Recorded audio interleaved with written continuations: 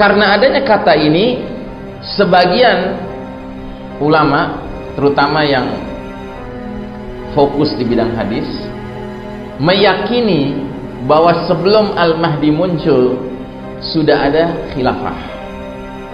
Karena ada khalifah mati sebelum Al-Mahdi muncul. Nah, yang menarik adalah pandangan Syekh Mubayyad tentang hal ini.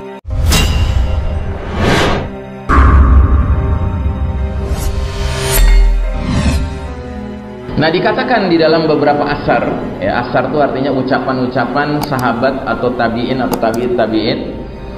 Salah satunya dari Muhammad bin Ali bin Abi Thalib, anaknya Ali bin Abi Thalib yang bukan dari Fatimah.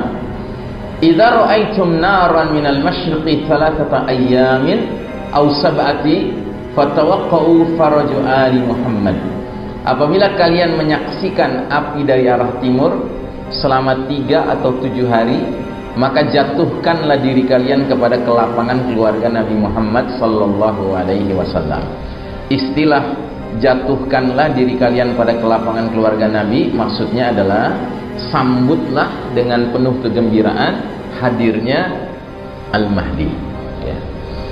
Dalam riwayat yang lain, sahabat Ka'ab mengatakan, innahu yatlu'u najmun minal masyriqi kibali khurujil mahdi qabla khurujil mahdi lahu zambu yudhi. Akan muncul bintang dari arah timur sebelum keluarnya Al-Mahdi.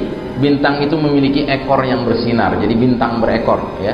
Yang itu juga sekaligus adalah si pecahan meteor yang akan menghantam planet bumi ini. Di satu sisi dia adalah isyarat tentang akan terjadinya bencana-bencana besar, tapi di lain sisi, di balik itu dia adalah kabar gembira, karena itu tanda akan keluarnya, akan hadirnya Al-Mahdi, ya. Makanya kita umat Islam harus meyakini bahwa perpindahan kita dari babak keempat sekarang ini penuh dengan kondisi kezoliman dan kegelapan ini menuju babak kelima penuh keadilan dan cahaya nanti, ya.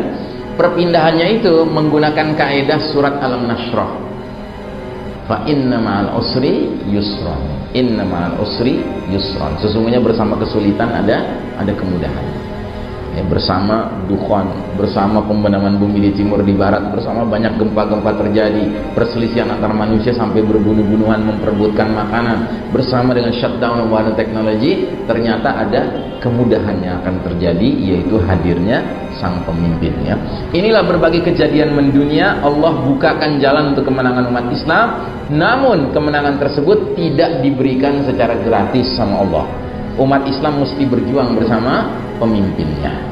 Nah, karenanya kita masuk kepada bahasan beberapa peristiwa menyertai hadirnya Al-Mahdi. Beberapa peristiwa itu adalah, pertama, perselisihan atau chaos atau kekacauan setelah wafatnya seorang pemimpin.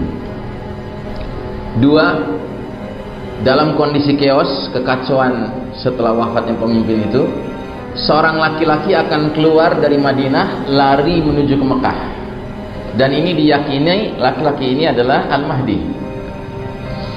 Ternyata sesampainya di Mekah, laki-laki ini dipaksa oleh sejumlah orang untuk keluar dari tempat tinggalnya untuk dibaiat di depan Ka'bah, ya. Ini hadisnya. Yakunu ikhtilafun 'inda mauti khalifah fayakhruju rajulun min ahli madinati hariban ila Makkah fayatihi nasun min ahli Makkah fayukhrijunahu wa huwa karihun. Artinya akan terjadi perselisihan, kekacauan saat matinya seorang khalifah, seorang pemimpin. Lalu seorang laki-laki, dalam hal ini Al-Mahdi, akan keluar dari Madinah pergi menuju Mekah. Lantas beberapa orang dari penduduk Mekah mendatanginya. Mereka memaksanya keluar dari dalam rumah meskipun ia tidak ingin menginginkannya, ya.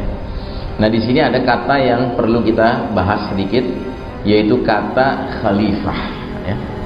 Dalam bahasa Arabnya, teks bahasa Arabnya benar-benar menggunakan kata khalifah, ya. Karena adanya kata ini, sebagian ulama, terutama yang fokus di bidang hadis, meyakini bahwa sebelum Al-Mahdi muncul sudah ada khilafah, karena ada khalifah mati sebelum Al-Mahdi muncul.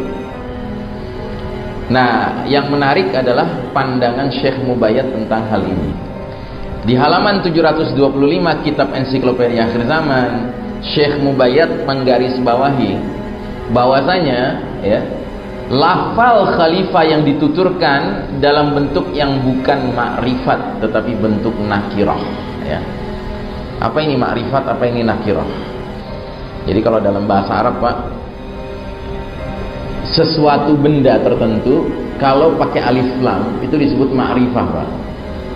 Misalnya al-kitab itu ma'rifah ya. Tapi kalau kitab itu nakirah ya.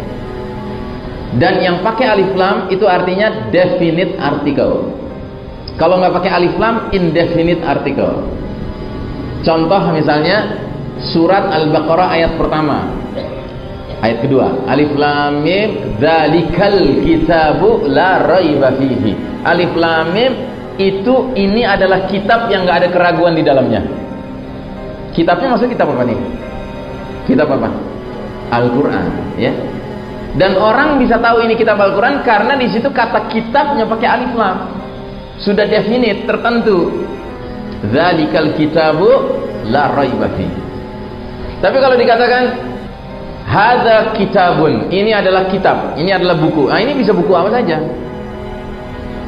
Sama, kata khalifah di sini nggak pakai alif lam, bukan al-khalifah. Sehingga menurut Syekh Mubayyad, dia bukan khalifah untuk seluruh kaum muslimin. Tapi dia indefinite khalifah. Ya, bukan definite khalifah. Kalau definite khalifah seluruh kaum muslimin sepakat dia sebagai khalifah. Ini tidak.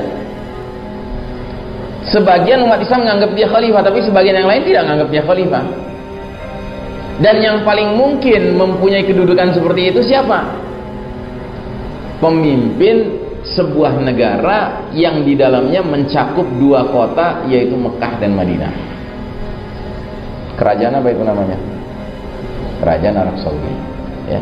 Sampai hari ini saudara sekalian rahimakumullah, tidak sedikit warga Saudi menganggap rajanya itu khalifah. Satu.